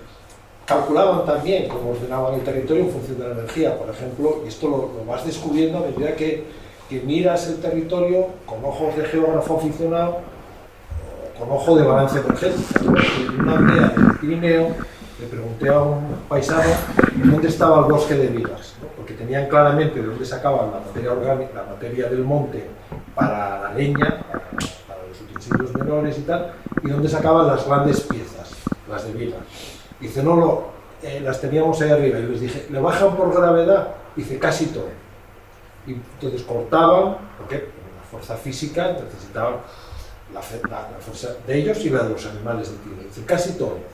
Entonces me dijo que cortaban en invierno, que preparaban una especie de pista de bobsleigh por el hielo y que bajaban por ahí los troncos, deslizándose, y que solo había algunas sombreras. Entonces cuando había unas sombreras donde se tenían los troncos, preparaban unos tiros de caballo que les ponían una especie de crampones para que no patinaran en el hielo los caballos. Es decir, estaba perfectamente medida el uso de energía porque era... Entonces, cuando uno empieza a encontrar todos esos vestigios de la racionalidad humana en el manejo de los recursos naturales y se da cuenta que no hay nada de todo esto, es que nosotros tenemos las células que supieron... Es decir, por eso me interesa tanto, insisto, lo de la aldea, porque yo creo que ahí está... Si fuéramos farmacéuticos, los farmacéuticos andan por los bosques buscando los principios activos de las plantas para hacer medicamentos. Nosotros deberíamos estar por las aldeas buscando los principios de organización de la aldea para construir el mundo razonable. Pero es que a mí yo cuando digo estas cosas digo, joder, ¿hay alguien más que esté en este rollo? No hay nadie, joder. Yo porque soy insistencialista, ¿no? Y soy pesado, yo digo con el rollo y tal, pero a mí caso no me hace caso nada. Bueno, los amigos, pero bueno, los amigos por compasión, no por otra cosa. Pero yo creo que eso es fundamental, ¿no? Por eso insisto, el concepto de la aldea cero en el que estábamos hablando, o seguramente a lo mejor el tipo ideal del otro economista asturiano, ¿no? Valentín Andrés, ¿no? El tipo ideal, la búsqueda del tipo ideal, el tipo ideal de aldea, ¿cómo podría ser? Y si dedicáramos a eso, hostia, es que luego nos hacíamos ricos replicando esas aldeas. Es decir, eso es la NASA aldeana, ¿no? Pero claro, necesitamos un centro de investigación que nos permita hacer todo eso. Estamos medio aproximados con CETIC, pero CETIC es muy tecnológico, todas estas otras facetas se le van. Pero ahí estamos tratando también bueno, estamos hablando como si siguiese trabajando, cuando la que trabaja aquí ahora es Aleida, ¿no? Pero estamos hablando de una idea que es la de un centro de innovación territorial para poder hacer este tipo de cosas. para poder desarrollar todo eso, ¿no? Y efectivamente la gente de Vigo es muy interesante lo que está planteando. Aladino. Tuvimos la ocasión de hablar de muchísimas cuestiones sobre el territorio desde hace ya mucho tiempo, desde que compartimos responsabilidades en el Ayuntamiento de Andreu. Mira qué generoso es el alcalde. Compartimos responsabilidades. Yo era becario y él era alcalde. Si la gestión de esos 4 años en los que fui alcalde resulta ser valorada como positiva, o al menos más positiva que negativa, yo creo que fue no por mi presencia, sino por el equipo que tuve la suerte de tener, que era un equipo de gente muy joven y muy bien formada en general. Ese equipo tú jugas un papel muy importante, pero hubo otros colegas, me acuerdo por ejemplo de alguien que ya no está desde hace unos años entre nosotros, Alberto Vega, o como por ejemplo Josefina Velasco, que está a punto también de jubilarse, como responsable del servicio de documentación de la Junta General del Principado. Pero bueno, al margen de esto, decía que una reflexión que no hicimos quizá nunca en común y que me gustaría ahora sacarlo con brevedad, tiene que ser, por supuesto, está relacionada con lo de Asturias Paraíso Natural, porque bajo mi punto de vista es un eslogan de muchísimo éxito, pero está relacionado con las posiciones políticas equivocadas del Portland, por ejemplo, de lo que supuso la ciudad para el campo, hasta la revolución industrial, y incluso bien entrado el siglo XX, las ciudades asturianas dependían del campo, pero después fue a la inversa, una dependencia total del territorio respecto de la ciudad, que invadía ese territorio, especializándolo en la producción de leche, de carne, la plantación de eucaliptos, los parques naturales y lo más reciente, los campos eólicos. La brutalidad de la invasión del territorio desde la ciudad. A mis alumnos yo les explicaba que está Ícaro aquí del problema de la difusión urbana desorganizada. Pues el eucaliptal es un asunto de difusión urbana, se lleva desde la ciudad. Lo mismo que los campos eólicos, o lo que la gente llama los molinos de viento, ¿no? Pero resulta que este eslogan de tanto éxito está relacionado con todo esto. No es una visión como la que tú tienes, si quieres, para el mundo rural, sino es la expresión quizá más sublime de la invasión desde la ciudad, del territorio de las ciudades. Y curiosamente, tenemos que hacer autocrítica, porque esto sale de la izquierda asturiana, del socialismo, del gobierno, de la etapa de Pedro Silva, pongamos por caso. ¿Cómo que paraíso natural? Si es un paraíso, sobra lo de natural. Los paraísos son siempre naturales. De haber utilizado la palabra paraíso, tendría que ser, que era algo acertado, tendría que ser paraíso artificial. Es decir, un paraíso construido por la sociedad. Es un paraíso antrópico, no un paraíso natural, ni siquiera los picos de Europa. Creo que la mayoría de los que estamos aquí sabemos que es un espacio natural, son espacios antrópicos, totalmente transformados por la mano del hombre. En el caso de los picos de Europa, y durante siglos, llevada a una gestión maravillosa.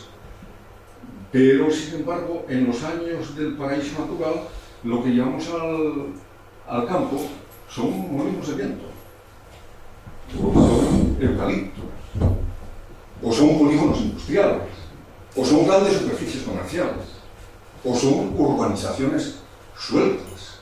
No quiero poner nombres, porque todos tenemos esas urbanizaciones, algunas por lo menos en la cabeza. Y lo que es peor, la vivienda unifamiliar suelta en el territorio. Es un desastre lo de Llanera y lo de Sierra. Y cada vez se extiende más. Eso. Pero ¿por qué hicimos esa reflexión sobre el valor simbólico de Asturias, el paraíso natural? No sé qué piensas. Bueno, es una expresión de marketing turístico, ¿no? Afortunada y precisamente para lo que estaba pensado, ¿no? Para eso funcionó, porque se trataba de llamar la atención sobre la posibilidad de venir a una región donde había unos componentes naturales más destacados que en Madrid, ¿no? Pero sí es cierto que más allá de la reflexión, por ejemplo, los planos agroecosistemas históricos del territorio no fueron tenidos en la planificación. Es decir, por poner el ejemplo de los picos de Europa, no tenía sentido en el diseño de la PAC llevar vacas de carne a los picos de Europa, porque uno de los territorios se llama Cabrales. Solo con entender la acepción toponímica que define el territorio, la tierra de las cabras, tú lo que tienes que hacer es trabajar con cabras y ovejas. Y de hecho se venía trabajando históricamente. Cuando uno ve la conformación de los rebaños, de esas gestiones que hubo en el territorio, que estaban dimensionadas por las limitaciones biogeográficas, es decir, el diseño de rebaños en toda la cohorte de pueblos de pastores de los picos de Europa no estaba pensada en la abundancia del verano, de la vegetación de verano, estaba pensada en aguantar el invierno. Por tanto, los rebaños eran muy comedidos y siempre tenían la misma estructura. Es decir, el sumatorio te daba que el 80 y tantos % del ganado era oveja y cabra, en algunos casos más cabra, en otros casos más oveja. Y la vaca era marginal, pero porque no tenía sitio la vaca. Y encima la vaca no estaba vinculada a la producción de carne, estaba vinculada a la producción de leche. Y luego, en términos ecológicos, resulta que la mayor, eso se conoce ahora, la mayor eficiencia del manejo de la energía solar que pasa a través de la hierba y a un herbívoro y en una proteína que te puedas comer es la del queso. Producir carne no es, desde el punto de vista de la producción del manejo de la energía, no es recomendable. Por tanto, el modelo agroecológico de gestión de los picos de Europa, que era clave para la conservación del entorno, que era clave para la producción diferenciada de un producto, de unos quesos extraordinariamente valiosos, es desatendida y ahora estamos en la situación que estamos. Tenemos un montón de vacas soltando para arriba y un montón de gente haciendo queso con esos nombres históricos, como ganados estabulados y a pienso, con lo cual perdiendo todas las... ahí se ve claramente el error, ¿no? Lo que podría haber sido una evolución de ciencia, que lo que hicieron Francia básicamente sobre ese asunto, no se equivocaron. Los franceses básicamente lo que hacen es, ¿qué es lo que se estaba haciendo aquí? Y a partir de ahí, ¿cómo lo mejoro? Pero a partir de lo que se estaba haciendo aquí. Y esa es la gran diferencia con respecto a nuestro caso. Es decir, la tecnocracia industrial no considera los hechos locales como referentes. La historia de los franceses, no quiere decir que los franceses intensificaron muchísimo la producción agraria, pero allí donde no la pudieron intensificar, buscaron que los elementos locales fueran el elemento fundamental de la organización del territorio. Y esa es, como ves en los parques nacionales franceses, los gestores del parque lo que están haciendo es calibrar cuánto ganado tienen y qué tipologías de ganado y cuándo tienen que subir, y lo único que hacen es leer las ordenanzas tradicionales de ordenación del territorio o de ordenación de los pastos, porque saben que con los paisanos se van a entender perfectamente con esa ordenación, porque ellos las conocen, eran las que llevaban sus abuelos y le dan un toque de modernidad. Entonces, esa es la gran diferencia, es decir, la concepción del territorio. Por eso la cultura del territorio en Francia se equivoca muy poco, ¿no? Y eso no se sabe. Es decir, hay, probablemente también por los científicos sociales, porque en los años 60 los sociólogos rurales franceses eran muy potentes, los geógrafos rurales están ahí todavía funcionando, los antropólogos, los etnógrafos. Es decir, hay una gran influencia de los científicos sociales en el diseño de las políticas. Y aquí no existe. Aquí no existió durante la dictadura, porque no existía. Los sociólogos rurales del franquismo hacían los inventarios de trigo para decir que el régimen de Franco producía mucho trigo, y no salían de ahí. Tenían unos ridículos espantosos en los congresos internacionales, ¿no? Estaban todos vinculados a Europa, además. Pero es que luego, muerto Franco, no enlazamos con ese pensamiento. Hay esa inercia, ¿no? Y el Porna aparte de tener un nombre horrible, que Dios confunda. O sea, el Porna no tiene un pase. Es decir, no puedes empezar a hablar de recursos naturales de la región y en la línea 2 hablarme del oso y el lobo, joder. Digo, cuéntame los recursos naturales de esta región. Y en una definición de recursos naturales, cuéntame el carbón, porque el carbón está en recurso natural como el oso y como los percebes. Pertenecen a diferentes categorías. Pero está en recurso natural como los demás. Y no existe una definición. Y una definición valiente hubiera dicho que el carbón funcionó en Asturias como funcionó, pero a partir de los años 80 no deberíamos estar vinculados al carbón. Y cuando Castells hace las estrategias de desindustrialización, no puede decir lo que sucede, por las razones que todos conocemos. No se puede decir que el carbón no funcionaba y que ya no iba a funcionar. Y eso en Asturias, los del Frente de Carbonero lo sabemos, ¿no? Los que tratábamos de decir que por ahí no iban los tiros, ¿no? Pero en cualquier caso, lo de la expresión Asturias Paraíso Natural tiene su raíz en las posiciones iniciales del Marqués de Villaviciosa y Porma y unas políticas que desde luego no fueron ni mucho menos las más acertadas para el medio rural y para la preservación activa del medio rural, sino para esa invasión desde la ciudad. Cuando más propaganda se hacía de Asturias, paraíso natural, era cuando al mismo tiempo con más fuerza se llevaban los establos que son como piezas sueltas de polígonos industriales en el propio corazón de redes, vamos por caso, supuesto espacio natural, y cuando se inició con más fuerza que nunca la extensión de infraestructuras, digamos las autopistas, machacando aquellos espacios de mayor interés bajo el punto de vista de los rendimientos agrícolas, como pueden ser las vejas de los ríos. Aquí tenemos el ejemplo clarísimo de la guerra del Nabón entre Fieres y Olloniego. Algo realmente espantoso que se hizo en los años de apogeo de Asturias, paraíso natural. O así sucesivamente. El resto de las vegas que cada vez están más amenazadas a mayor distancia.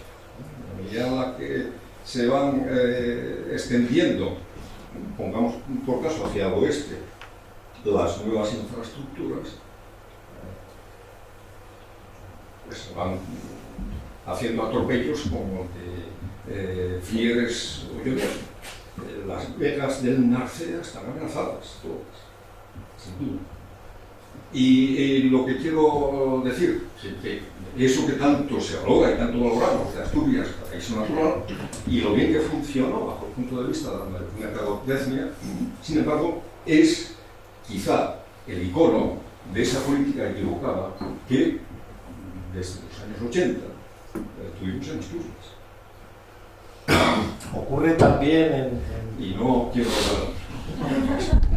ocurre también hay una curiosidad en Lanzarote, en el que está la Fundación César Manrique, que es muy activa, promovieron la figura de reserva de la biosfera para la isla, ¿no?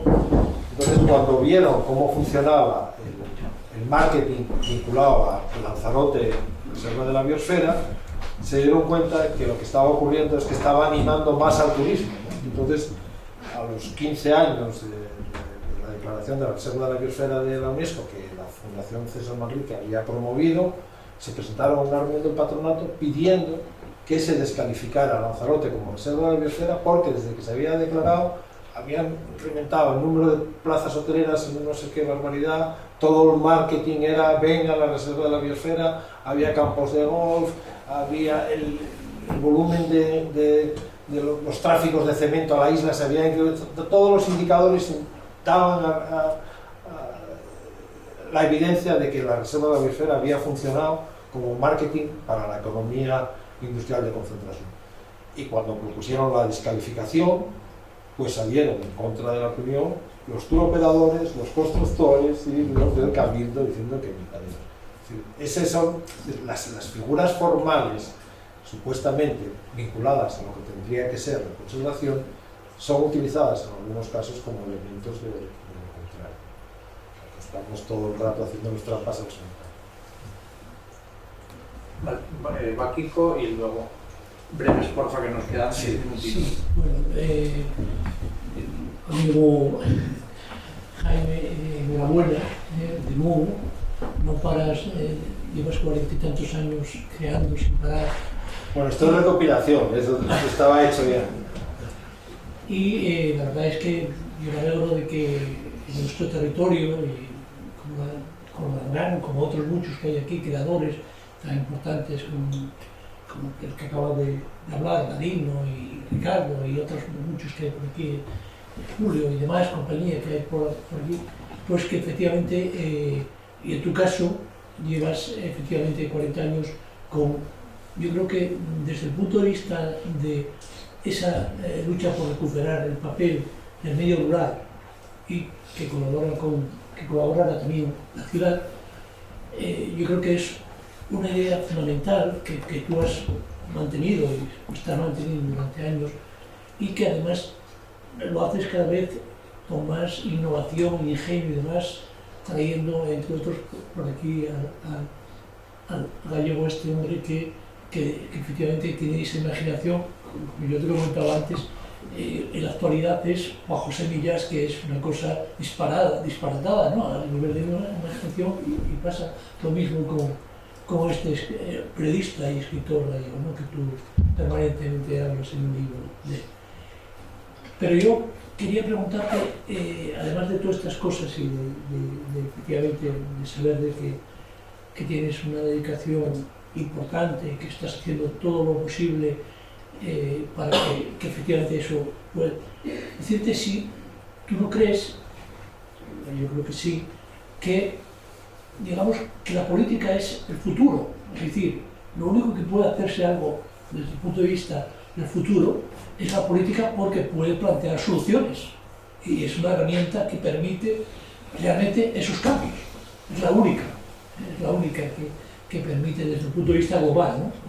Y en concreto, ¿tú no crees que, por qué, si estás planteando que hay una cierta armonía con tus datos y en tus textos y demás, que en Francia siempre está ahí y nosotros estamos aquí, ¿por qué no copiamos?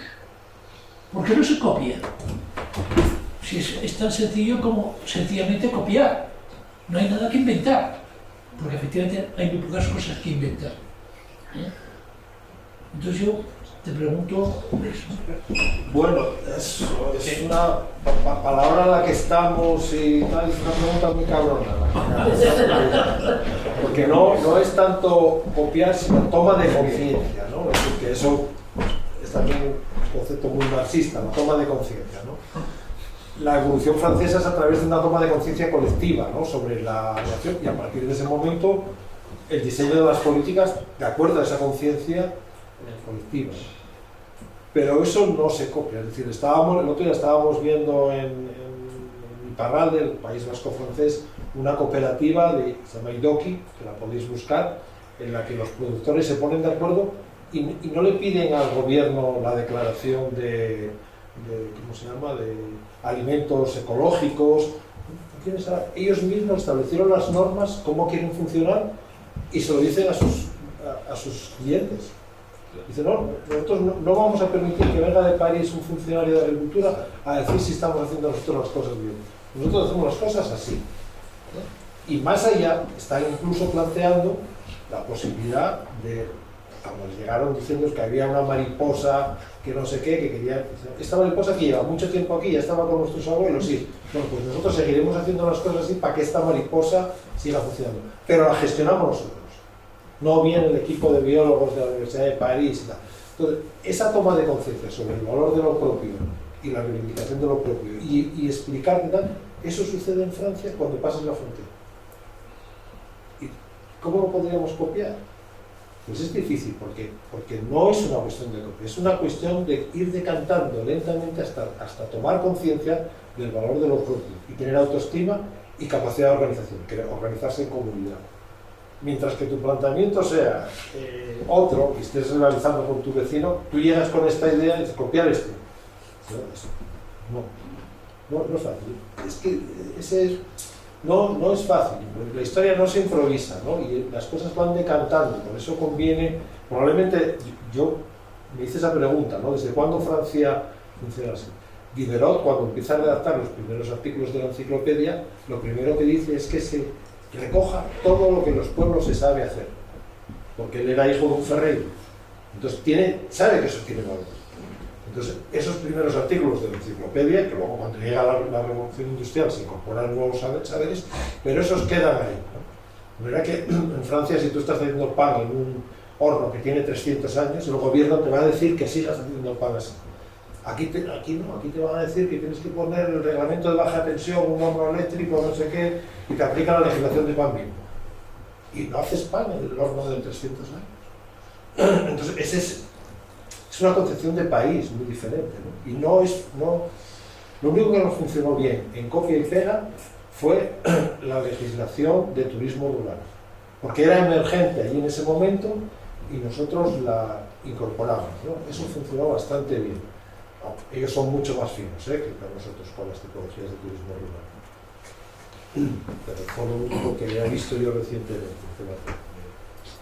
Incluso la iniciativa comunitaria líder, como surge de pensadores franceses, aquí no ha funcionado tan bien como en Francia. ¿Una pregunta más? Sí, yo suelo comentar, yo creo que el problema que tenemos es que todavía ningún paisano de Asturias y dieron 10 minutos para publicar en el BOE o en el BOPA. Entonces, el problema que tenemos ahora mismo es que en la administración está llena de gente con tantos conocimientos tan bien pensantes que todavía no bajaron a la tierra. O sea, están en Oviedo en su círculo y no bajaron. Por ejemplo, en caso lo del pantano, que sea navegable o no, bueno, eso es increíble. Pero que te diga un paisano que no, es que yo siempre fui a cortar el árbol ahí. Y ahora, para cortar ese árbol tengo que esperar a que me venga el guarda a marcar cuál tengo que, y no puedo ir a por esa rama que cayó ahí porque me pueden echar una multa. Otro ejemplo, los parques, los árboles estos eólicos ahora mismo. Yo me acuerdo hablando con algún alcalde que me dice, mira, yo puedo oponerme a que me pongan el parque aquí, el parque aquí. Dice, pero a lo mejor el concejo de al lado económicamente le interesa porque va a ser el que va a cobrar. Entonces, si por ejemplo el parque eólico lo van a poner en Valdés, a la carretera la van a subir por el concejo de Navia. Pero todo el dinero, todos los impuestos los va a coger el Ayuntamiento de Valdés porque es donde está la infraestructura. Algo parecido ocurre con Caso y Sobrescobio. Claro, Caso tienes ahí el pantano, pero quien tiene el mayor recurso es el Sobrescobio. ¿Por qué? Porque la industria la tenemos allí. Entonces, yo lo que pediría es eso, el derecho consuetudinario asturiano, que se estudie más en la universidad. Me quedo con esa conclusión final, ¿no? Porque ahí incluso yo creo que la tesis de Tomín de la Cuesta, que está dirigida a las ordenanzas tradicionales de Caleao y demuestra que eso era un plan de codesarrollo en sí mismo. Es decir, Caleao se conservaba, la parroquia de Caleao se conservaba porque constitucionalmente la gente sabía que había que funcionar de esa manera, ¿no? Y eso está dentro de un parque natural en el que los planteamientos que se hacen de ordenación olvida esa norma jurídica que no es fósil, sino que se puede reactivar. Porque eso realmente a la gente le hace entender que esa fue la forma en la que se educaba, ¿no? A los niños en las aldeas se les educaba en la cocina para el cumplimiento de las ordenanzas, porque sabían que eso era importante. Eso lo cuentan los antropólogos, lo cuenta muy bien Adolfo García, ¿no? Cuando dice que los niños se reproducían biológicamente con sus padres pero socialmente, y mejor dicho, ecosocialmente, se reproducían con las abuelas en las cocinas.